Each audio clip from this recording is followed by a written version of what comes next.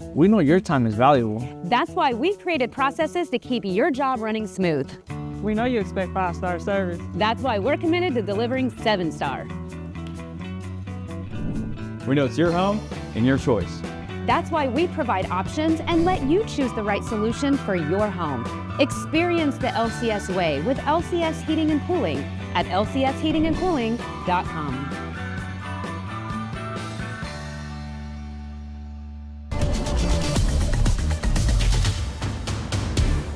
Outside the Forecast on WTHR Plus is sponsored by LCS Heating and Cooling. The month of May is finally here, and we've got a lot to talk about. It's a big month for life and for weather. You know, we've got race season, school season is ending, headed into summer break, and we're still in severe weather season too, so that can make things tricky. But it doesn't storm every day. We actually have a lot of nice days in the month of May. So it's all about trying to figure out when the nice days will be here and when the active weather will be here. But let's talk about what May is typically like. How often do we get these thunderstorms and maybe even tornadoes? Let's walk through what we expect. I'm going to first start, as always, with the daylight change. We're going to add less than an hour. May is our last full month of daylight gains because starting next month, we'll end our daylight gains. At the end of the month, there, June 20th, 21st, when you have the summer solstice, you stop gaining daylight and eventually start decreasing it again. It's super small at first, you don't really notice it, but we only have a few more weeks to gain. We are at one of our sunniest times of the year in terms of how much daylight that you have. We're gonna be gaining a good 40 to 50 up to 60 minutes across central Indiana. Here's what we're expecting for our specific numbers. 52 minutes of daylight gain in Indy, and higher as you go farther north, you just get bigger swings when we're increasing and decreasing. The farther north you go, a little bit less of a change farther south, but essentially just under an hour expected of additional daylight gains from May 1st to May 31st. A couple other things I want to touch on for the month of May before we get into the forecast and the outlook. But the moon, we have 2 full moons this month. So the first one will be the flower moon, the night of May 1st. And then the night of May 30th into the 31st, we'll have a blue moon.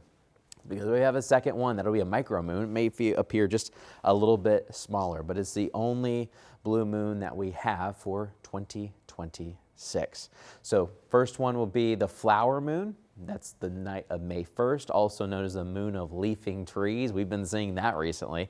And also the planting moon. Farmers have been very busy. Now we're waiting for those crops to start coming up. We've already seen them come up in parts of southern Indiana, but you'll start seeing them pop up throughout the month of May across central Indiana. But the flower moon, perfectly appropriate. The blue moon doesn't mean it's actually going to look blue. It'll be just a normal moon, maybe a little smaller though, micro moon, but a blue moon, neither less. We're talking about May 30th into the 31st. You can see that one. So we get 2 of them this month. Peak lightning bug season is on its way. It'll be peaking for our southern neighbors this month. You're going to start to see more and more lightning bugs. We actually saw them as early as the second week of April across parts of central and southern Indiana.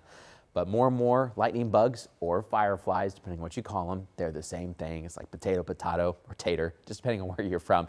Typically, folks around Indiana do call them lightning bugs, but there are a couple of people that say fireflies. Fireflies is more of a West Coast thing. However, we have more lightning bugs here for the eastern half of the U.S. You get to the Rockies where it's drier, there's actually not as many lightning bugs. They need humidity, and you know we've got plenty of it headed into the warm season. But more and more lightning bugs are expected. June, so next month, will be our peak lightning bug season, and then it will fade in the month of July. All right, now we're going to start moving a little bit more into the weather direction. We've talked about the daylight changes and a couple things you'll see in the sky, but one of the biggest differences is not just the change in the amount of daylight that there is, which is a big factor, but also how high the sun is in the sky. If you gained a whole bunch of daylight, but the sun was low in the sky, you wouldn't get much heat from it. But the sun's getting higher. In fact, we're near our highest sun angle of the year. That's in June for the summer solstice. But here by mid-month, we're going to have that sun angle, or the degrees above the horizon, how high it is at 69 degrees. So you're over halfway up. We never have it straight above our heads here in Indiana. It's at least always at an angle. But we're getting that high sun angle and a higher UV index. Sunburn times will be in that 20 to 25 minute range throughout the month of May, and they'll get even worse and get lower as you head into June. All right, so with the higher sun angle, And longer daylight, what about our temperatures? Typically average temperatures for the start of the month, upper 60s, not bad, but we should end up in the upper 70s by the end of the month, closer to the Indy 500. But there have been times at the end of May we've had a couple flurries. It's happened before and it could happen again. But typically we are a lot warmer throughout the month of May. You can almost taste that summer break is approaching. How much rainfall do we get? Well, it's our second wettest month of the year in terms of precipitation. Just under 5 inches is what we expect for the month of May. So to stay at a good level, we typically want about an inch of rainfall per week. And then June is our wettest month of the year. They're just about 5 inches. Windier weather is slowly coming to an end. Our windy season is late winter into early spring. March was technically our windiest month when you look at averages. Now your average wind speed is 9.2. That's the average wind that's constantly moving, whether it's 2 a.m. or 2 p.m. there in the afternoon. But that wind is slowly dying down. In fact, we get more of a break from wind in an overall sense throughout the summer months, unless you get a nasty thunderstorm and it gusts some wind at you. But our windier season, where it's just constantly windy all the time, is slowly starting to fade. Here in the month of May, we also expect more sunlight. In fact, just less than 50% of our days are mostly cloudy or overcast. We're in our cloudier season back into winter, mainly due to more active jet stream and Lake Michigan giving us those lake effect clouds. We don't really get those lake effect clouds anymore. Temperatures are warming up. That air coming over Lake Michigan is not nearly as cold. You don't typically has many just cold days with north winds anymore. So more and more sunlight is expected. And of course, we talked about longer days, higher sun angles, and when you have fewer clouds, you can finally enjoy more and more of that sun. All right, so you put all those factors together, warmer air, more instability in the atmosphere. We are still in the heart of severe weather season. We typically see the most amount of tornadoes. I'll step out to the side so you can see some of these numbers. We typically get most of the tornadoes in the month of May back towards the west. It's really when tornado season really starts to spark in parts of the central and south central plains. But here in Indiana, we talk about a handful of tornadoes, what we expect in the month of May. So we're right there in tornado season. But what is this month looking like? Well, we're starting to watch. The La Nina has ended. We're kind of headed towards an El Nino, which that will strengthen over time. And when we're looking at months where you have a swing from La Nina to El Nino during the springtime in kind of a fast pace, there's really not a lot of good data, to be honest. I was looking, and some years are a little bit more active, some years are not when it comes to severe weather. And temperature-wise, there's not a really great trend either.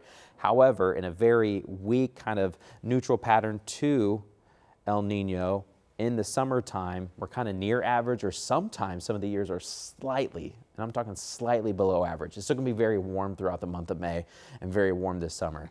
But overall, we don't have a huge pattern signaling warmer than average for the month of May, and also kind of going into the summertime new. Not just the month of May, but maybe warmer weather to our south and to our west. Not a great signal for rainfall specifically one way or the other here in Indiana. Hopefully we get more of that average rainfall, which would be 4 to 5 inches. We keep that, not all at once, but spread it out through the month of May. We'll be looking pretty good as growing season continues. Month is a big month for us. We've got so many things going on, so we want as much daylight and much sunlight as we can get, but once in a while you're going to get these big storms coming on through, severe weather, tornado season is still at play. And we'll have to see if we can get any more frost chances. Kind of cooler start to the month of May, but I think we kind of level out the rest of the month, so we'll watch that as well. But hopefully we stay nice and dry headed towards the Indy 500.